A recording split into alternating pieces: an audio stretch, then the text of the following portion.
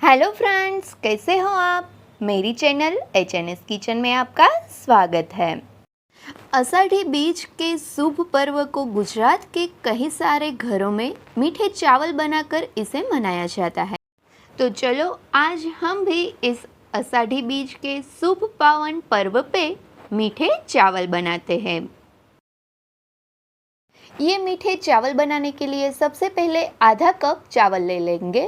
यहाँ पे मैंने बासमती राइस लिया है, आप कोई भी अपने पसंद का राइस ले सकते हो। अब इस चावल को 3 से 4 बार पानी से अच्छी तरह से धो लेंगे और चावल को साफ कर लेंगे। अब चावल को पकाने के लिए सबसे पहले एक कुकर में 1 टेबलस्पून घी ले लेंगे।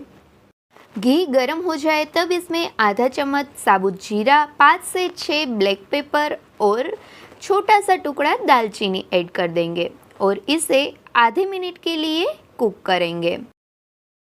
आधा मिनट के बाद इसमें 3 से 4 काजू और बादाम के छोटे छोटे टुकड़े ऐड करेंगे और इसे रोस्ट कर लेंगे।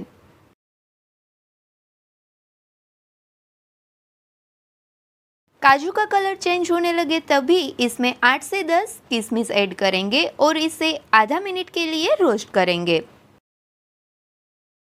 आधे मिनट के लिए किशमिश रोस्ट हो जाए तब इसमें जो हमने साफ करके चावल रखे थे वो चावल ऐड कर देंगे और इसे अच्छे से मिक्स कर लेंगे और 1 से 2 मिनट के लिए ऐसे ही रोस्ट करेंगे।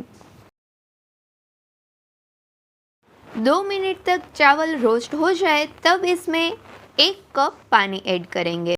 यहाँ पे मैंने पानी 2 गुना यूज़ किया है, जितना आप चावल लो उससे 2 गुना पानी ऐड करना है। अब इसमें 1/4 कप जितना गुड़ ऐड करेंगे और इसे अच्छे से पिघला लेंगे। गुड़ पिघल रहा है तब अभी तक आपने मेरी चैनल को सब्सक्राइब नहीं किया है तो नीचे दिए गए सब्सक्राइब बटन पर प्रेस करें और पास के बेल आइकन पर क्लिक करें, जिससे मेरे नए नए वीडियो के नोटिफिकेशन आपको मिलते रहे। अब गुड़ अच्छे से पिघल गया है तो कुकर का ढक्कन ढककर हम चावल को अच्छे से पका लेंगे। कुकर में पहली 1 विसल हो जाए तब गैस की फ्लेम स्लो करके इसे फिर से 1 विसल होने तक पका लेंगे। टोटल 2 विसल हो जाए तब गैस की फ्लेम को बंद कर देंगे और इसमें जो प्रेशर है वो निकलने देंगे। प्रेशर कुकर का सारा प्रेशर निकल गया है। अब ढक्कन खोलकर हम देख सकते हैं कि चावल अच्छे से कुक हो गया है। ये हमारे मीठे चावल कितने मस्त खिले खिले बने हैं और इसे देख के ही खाने का मन कर जाए, इतना मस्त बना है। इस मीठे चावल को आप ऐसे ही अकेले भी खा सकते हो या कढ़ी या आलू की सब्जी के साथ भी खा सकते हो। तो चलो इस गरम गरम मीठे राइस को हम सर्विंग प्लेट में सर्व करते हैं। ये राइस को आप ठंडा या गरम किसी भी तरह से खा सकते हो। तो आप भी इस आषाढ़ी बीज के शुभ पर्व पे इस मीठे चावल को घर पे जरूर से बनाना और मुझे कमेंट करके बताना कि आपको मेरी रेसिपी कैसी लगी।